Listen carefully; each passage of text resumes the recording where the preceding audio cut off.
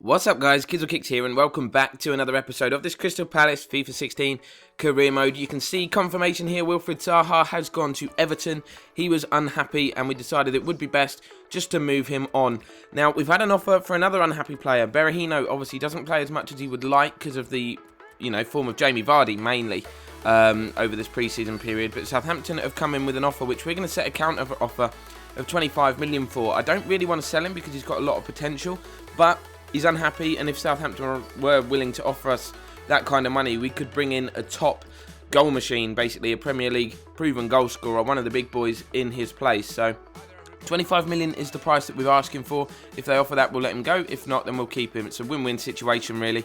We're up against QPR here, and as you probably saw just before we entered this game, Moussa Dembele joins the club. We offered for him and Dele Alli at the back end of that last episode, and Dembele is the man that we decided to go for. But taking on QPR side, it's a game we should win, I'm not going to lie. I'd be very disappointed this year. As I say, we're going for the title.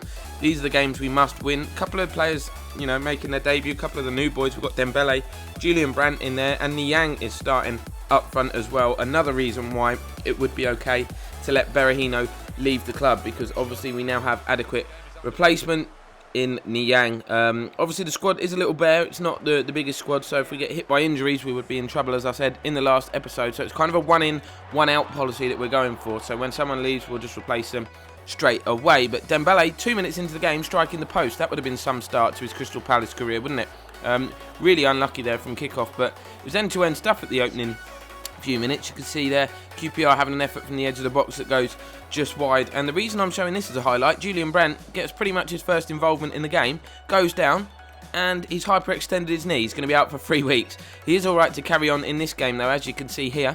Cuts inside, plays a really good ball through to Dembele again, who has a good chance, but it's another good save. Unfortunately for QPR, the ball rebounded off the defender and rolled out for a corner. That could have gone in. That would have been some real bad luck for them, but it wasn't to be. But we continue to keep up the pressure as we head towards half-time. It's Dembele having another shot from distance. Didn't strike it quite as cleanly as he would have liked. It went wide of the post, and we go in at half-time all square. But as I was saying about Brandt, he's picked up that knock. He wasn't able to shake it off, so Yannick Bolasie is going to come on at half-time to replace him. You can see he looks a little bit dejected there, sat in the dugout. Disappointing on your debut to go off injured, but what can you do? The second half, opening in the second half, wasn't very exciting at all when you compare it to the first. QPR putting that ball into the box. Butland was alive, thankfully, because there was players behind him. But a double change in Vardy and Sincraven as we look to just shake things up. The game's gone a bit flat, and we're kind of running out of time if we're going to get all 3 points here. Quarter of an hour remaining. We have a free kick which Eric Dyer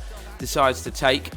His free kick stats were decent. The free kick wasn't, so probably he won't be on the next one. But QPR coming forward up the other end now with J. Emmanuel Thomas forcing Butland to turn the ball behind, and we're deep into stoppage time now, and we hit QPR on a counter-attack. We're aware that this will probably be the last chance if we are to win this game. It's a good turn from Vardy. He's got Bolasie in the box, picks him out. Somehow it's kept out by the keeper, but fortunately the ball fell to Daley Sincraven, and just like he did in the Community Shield against Manchester City, he scored what will surely be the winning goal here deep into stoppage time. I thought initially he was offside, but as you can see, the defender on the far side is just playing him on. He gets a little bit fortunate. The ball rebounds both off the keeper and the defender to fall right in his path, really, on his left foot. He doesn't even catch it cleanly, but it is enough to force the ball into the back of the net. QPR kick off and the final whistle goes. So that Sincraven goal coming off the bench again has earned us all 3 points. The Palace fans in that away end go absolutely crazy, as you'd expect, and we continue our perfect start. 2 games into the Premier League season and 2 wins. The next game coming up is against Liverpool though, so we are expecting that to be a lot tougher. You can see the news here about Julian Brandt, 3 weeks out with a hyperextended knee. That is not what you need. But you can see here Southampton, they did offer 25 million for Berahino, and he has gone, meaning that £18.5 million has been added to our transfer budget. Now, as I say, one out, one in.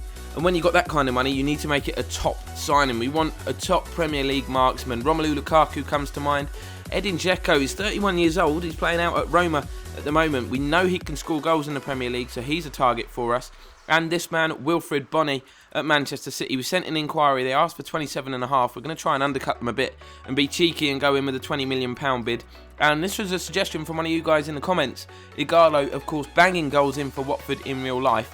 we sent an inquiry. They only asked for 3.3 million, so we'll bring him in, even if it is just as a backup player. Our initial £20 million offer for Bonnie was rejected, so we went back in with 23, and we're also stepping up our bids for Lukaku as well. All of the initial offers are rejected, of course. Clubs do not want to be selling their top strikers. It's difficult these days to find a replacement. But here's this game I'm talking about against Liverpool. It's going to be a tough one, although looking at their starting 11, it is not the strongest Liverpool side, I must say. We're looking at ours first, of course. Dembele, Enzo Perez starting, as is Riyad Mahrez, and Jamie Vardy back into the starting 11 as well. Eric Dyer and Mark Bartra, that solid centre-back partnership. But here you can see the Liverpool side. It's Divock Origi up front, Danny Ings as well, Markovic, who scored twice against us last season, of course, but not in terms of, Liverpool teams that they've had in the past. It's not up there. You've got Firmino, you've got Sturridge on the bench, so they have got options to change it if it's not working, but they may not need to change it because you can see they're off, to a positive start here. The ball eventually, after we failed to clear it, fell to Joe Allen. Unfortunately for us, his effort was straight into the arms of Jack Butland, but Mahrez causing Liverpool problems. This is good to see. This is why we signed him. The finish, unfortunately, is not. That was horrific. He'd done all the hard work, cutting inside from the right onto his left foot, and he's got the ball again here. He's going to do the same thing. Goes past his man easily, and the second one has the shot. It rebounds and blocks and falls to Balassi, who absolutely smashes it, and somehow Simon Mignolet manages to react, somehow showing the reflexes of a cat, and turns that over the crossbar. It's an outstanding save, and we go in at half-time again, still 0-0, but we're coming forward. That man Mahrez, definitely the danger man here.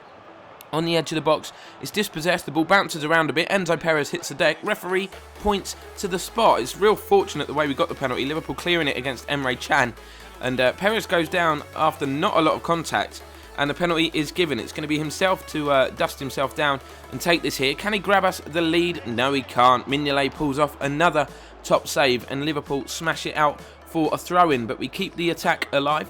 You can see here Dembele trying to make room for the shot on the edge of the box, just tries to pick out Perez.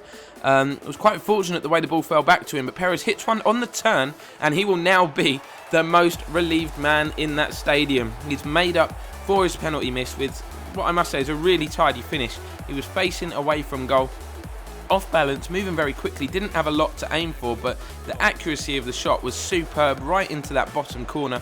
Nothing that Mignolet could do on this occasion, and we take a 1-0 lead thanks to Enzo Perez. But we long time remaining here, still over half an hour to go really, including stoppage time. Mahrez and Vardy showing that they've got that understanding that they showed at Leicester in real life many times throughout the season, as Mahrez releases Vardy over the top, but his effort deflected and was saved. But we're going to make a double change. It's Enzo Perez and Mahrez coming off, arguably the two top players in this game so far, but they're struggling for fitness at the moment, just getting used to the pace of the game. And Vidio comes on, almost has an immediate impact, but Coquelin would not get out of the way. You can see he just runs straight across Video's line of fire there. That was surely destined for the back of the net and would have secured things in this game, but he just blocked his own teammate's shot. Just a real lack of intelligence. That's something that really annoys me on this game. Our own player running in the way, but we've only got like a minute remaining now. We're not going to sit back and defend.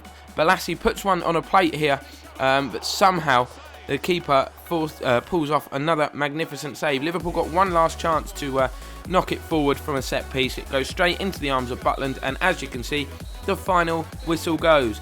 3 wins out of 3 so far in the Premier League this season. We are loving this 1-0 scoreline. Enzo Perez with the decisive goal.